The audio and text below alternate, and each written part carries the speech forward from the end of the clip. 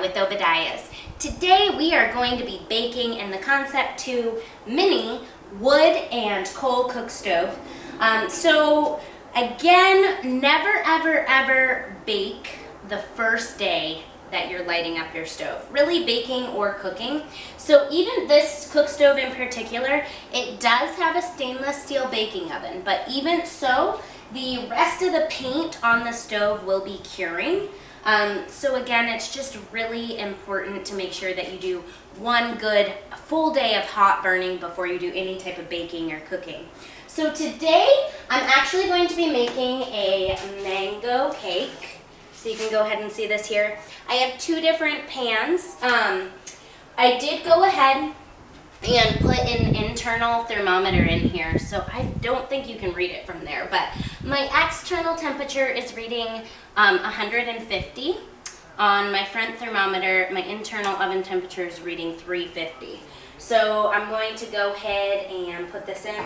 Ooh, I'll give you some internal measurements as well on my oven so we know where we're at.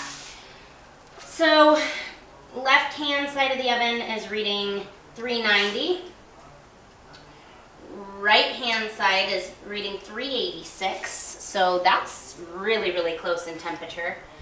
Back of the oven is at 220 degrees.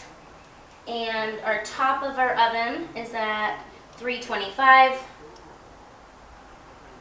And our bottom of our oven is also at 325. So pretty consistent on the oven temperatures.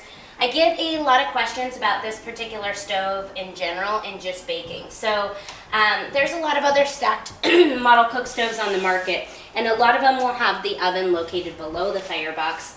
People ask me about this, you know, especially about cooking on the top. Is this going to get hot enough? So this particular cook stove has a brick baffle system.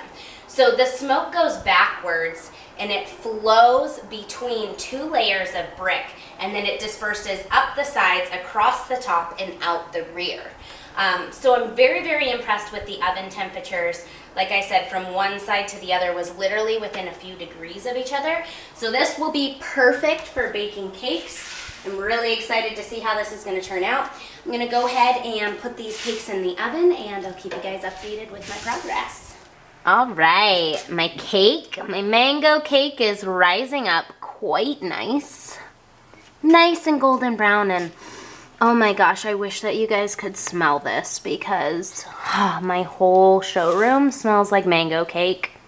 It is delicious, so this is looking done. I'm just going to test it with a toothpick and then pull it out. I'm a little bit surprised because I switched these around, but I had a smaller loaf pan in there, and that was actually taking a little bit longer than this, so I don't know if it's because of the glass. I mean, I would assume the smaller pan would have cooked quicker, but toothpick is clean. Oh my gosh, you guys.